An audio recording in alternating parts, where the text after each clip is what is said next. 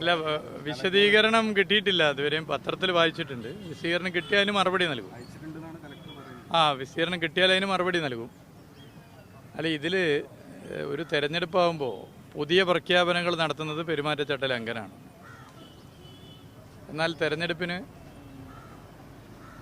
നിലവിൽ പ്രഖ്യാപിക്കപ്പെട്ട പദ്ധതികൾ പറയുന്നതും സർക്കാരിൻ്റെ ഭരണ നേട്ടങ്ങൾ വിശദീകരിക്കുന്നതും ആ മന്ത്രിസഭയിലെ ഒരു അംഗം എന്നുള്ള നിലയിൽ ഒരു പ്രധാന ഉത്തരവാദിത്തമായി കാണുകയാണ്. അതിനിയും പറയുക തന്നെ ചെയ്യും. ഈ തെരഞ്ഞെടുപ്പുമായി ബന്ധപ്പെട്ട് നിരവധി കുടുംബയോഗങ്ങളിലും പൊതുയോഗങ്ങളിലൊക്കെ പങ്കെടുത്തിട്ടുണ്ട്. അവിടെയൊക്കെ സർക്കാരിൻ്റെ നേട്ടങ്ങൾ, കേരളത്തിലാകെയുള്ള കാര്യങ്ങൾ, വിവിധ വകുപ്പുകൾ നടത്തിയ ഇടപെടലുകൾ, കോഴിക്കോട് പാർലമെൻറ്റ് മണ്ഡലം, അതുപോലെ വടകര പാർലമെൻറ്റ് മണ്ഡലം, അവിടങ്ങളിൽ പ്രത്യേകം നടത്തിയ ഇടപെടലുകൾ, ഇതൊക്കെ അതാത് സ്ഥലങ്ങളിൽ എടുത്തു പറഞ്ഞിട്ടുണ്ട്. അതിനിയും പറയുക തന്നെ ചെയ്യും.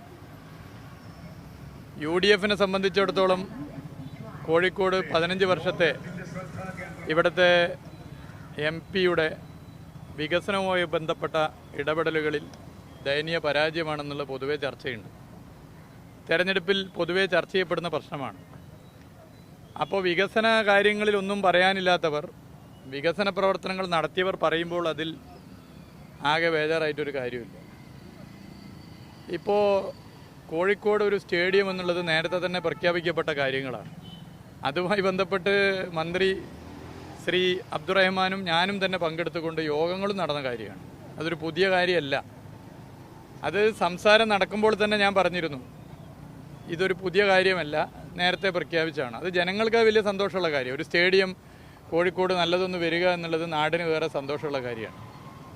എന്നാൽ അങ്ങനെ ഒരു സ്റ്റേഡിയം വരുന്നത് തടയുക അല്ലെങ്കിൽ വിവാദങ്ങൾ സൃഷ്ടിക്കുക എന്നുള്ള ശ്രമം ആര് നടത്തിയാലും അത് വിലപ്പോവില്ല. ഞങ്ങൾ നേരത്തെ പ്രഖ്യാപിച്ച സ്റ്റേഡിയം കോഴിക്കോട് കൊണ്ടുവരിക തന്നെ ചെയ്യും.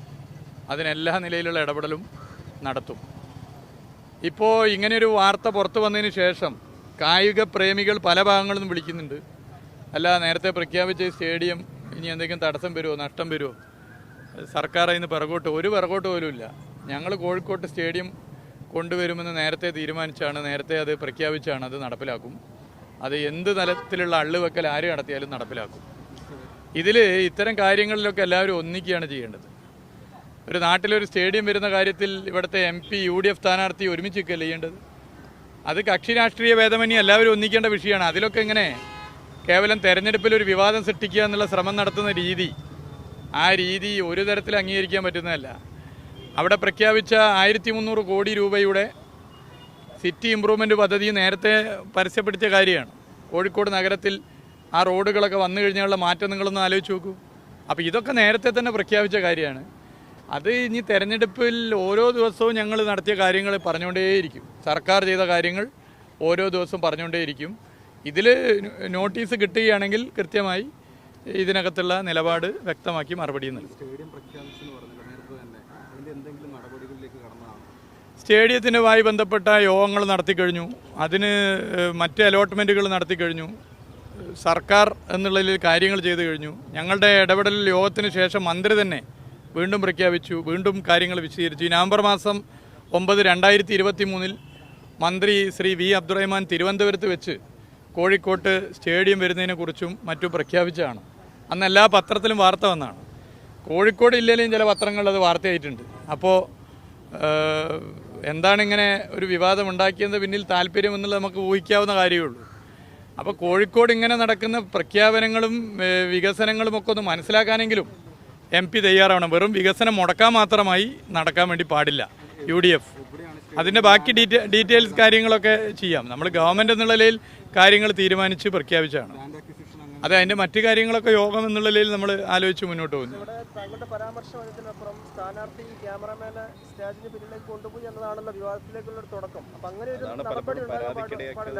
അല്ല, അത് സ്ഥാനാർത്ഥി തന്നെ ഇന്നലെ വിശദീകരിച്ച് കഴിഞ്ഞ കാര്യമാണ്. പിന്നെ നിങ്ങൾ മനസ്സിലാക്കേണ്ട, അവിടെ മുന്നിലിരിക്കുന്ന എല്ലാവരും മൊബൈലിൽ ഇത് പകർത്തുക, പ്രസംഗം പകർത്തുക. മുമ്പിലിരിക്കുന്ന എല്ലാവരും പ്രസംഗം പകർത്തുക. നിങ്ങൾക്കൊക്കെ പ്രസംഗം പരിശോധിക്കാമല്ലോ. അപ്പോൾ എന്തെങ്കിലും പറയാൻ പറ്റാത്ത കാര്യമൊന്നുമല്ലല്ലോ നമ്മളാരും പറയുന്നത്. അങ്ങനെ എന്തെങ്കിലും പറയാൻ പറ്റാത്ത കാര്യം പറയുന്നവരുമല്ല നമ്മൾ. ഇതൊക്കെ സുതാര്യമായിട്ടാണല്ലോ പറയുന്നത്. അതിലെല്ലാവരും ഉണ്ടല്ലോ. അതിൽ പങ്കെടുത്തവരെന്ന് പറഞ്ഞാൽ ഏതെങ്കിലും ഒരു പ്രത്യേക വിഭാഗമല്ല, സ്പോർട്സ് മേഖലയിലുള്ള വിവിധ മേഖലകളിലുള്ളവരാണ്. ഇപ്പോൾ എല്ലാവർക്കും അറിയാലോ എന്തൊക്കെയാണ് പറഞ്ഞെന്നുള്ളത്. അവിടെ പറഞ്ഞൊരു കാര്യം ഈ സ്റ്റേഡിയത്തിൻ്റെ കാര്യമാണ്, അവിടെ പറഞ്ഞൊരു മറ്റേ കാര്യം പശ്ചാത്തല വികസനവുമായി ബന്ധപ്പെട്ടാണ്, കോഴിക്കോട്ടെ റോഡിൻ്റെ കാര്യമാണ്, അത്തരം കാര്യങ്ങളാണ്. അപ്പോൾ ഏതോ ഒരു ചാനലിൽ റിപ്പോർട്ട് ചെയ്യുന്നത് കണ്ടു, ഇതിങ്ങനെ പറയുന്നത് കണ്ട് ആകെ പേടിച്ചിട്ട് ആരൊക്കെയോ പിടിച്ച് മാറ്റിയെന്നൊക്കെ. അത് മുന്നിലും അവിടെയൊക്കെ ആളുകൾ ഇത് എടുക്കുന്നുണ്ട്. അപ്പോൾ നമ്മൾ ഇത്തരം പ്രചരണങ്ങൾ എന്ന് പറഞ്ഞാൽ വിവാദം സൃഷ്ടിക്കാനാണ്, അതിനെ ആ അർത്ഥത്തിലേ കാണുന്നുള്ളൂ. നോട്ടീസ് കൈ കിട്ടിയാൽ കൃത്യമായി മറുപടി കൊടുത്തു പോകുന്നതാണ്.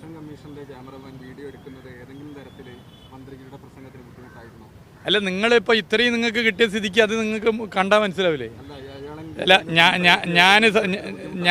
ഞാൻ സംസാരിക്കുന്നുണ്ടല്ലോ, നിങ്ങൾക്ക് കണ്ടാൽ മനസ്സിലാവില്ലോ. അതിപ്പോൾ നിങ്ങൾക്ക് കണ്ടാൽ മനസ്സിലാവുന്ന കാര്യമാണല്ലോ. അത് കഴിഞ്ഞ് ഞാൻ പിന്നെ അടുത്ത പരിപാടിയിലേക്ക് പോകുന്നു, നിങ്ങൾ കണ്ടല്ലോ. അല്ല, ഞാൻ പറഞ്ഞ അത് പ്രസംഗം നിങ്ങൾ കാണുന്നുണ്ടല്ലോ, പ്രസംഗം ഞാൻ പ്രസംഗിക്കുന്നത് കാണുന്നുണ്ടല്ലോ. അത് UDF എന്താന്ന് വെച്ചാൽ കോഴിക്കോട് സഖാവ് എളമരങ്കരിയും സ്ഥാനാർത്ഥിയായി ഇടപെടലുകൾ നടത്തി മുന്നോട്ട് പോകുമ്പോൾ വിവിധ മേഖലകളിലവരുടെ കൂട്ടായ്മകൾ നടക്കുന്നു. ഇപ്പോൾ കായിക മേഖല പോലെ കലാരംഗം, യുവജനങ്ങൾ, വിദ്യാർത്ഥികൾ, സ്ത്രീകൾ, തൊഴിലാളികൾ, വ്യാപാരികൾ, ഇങ്ങനെ ഇവരൊക്കെ വേറെ വേറെ വേറെ യോഗങ്ങൾ നടത്തി ഒത്തുചേർന്ന് സ്ഥാനാർത്ഥിയെ വിജയിപ്പിക്കാൻ വേണ്ടി വരുന്നു. LDF സർക്കാരാണെങ്കിൽ ഒട്ടേറെ വികസന പ്രവർത്തനങ്ങൾ ഇവിടെ ചെയ്തിട്ടുണ്ട്. പൊതു രാഷ്ട്രീയവും LDFന് അനുകൂലമാണ്. അപ്പോൾ ഇങ്ങനെയുള്ള ഘട്ടത്തിൽ വല്ലാതെ ഒരു ബേജാറിലാണ് UDF. ആ ബേജാറിൻ്റെ ഭാഗമായിട്ടാണ് UDFും BJPയും ഇത്തരം വിവാദങ്ങൾ ഉണ്ടാക്കാൻ ശ്രമിക്കുന്നത്.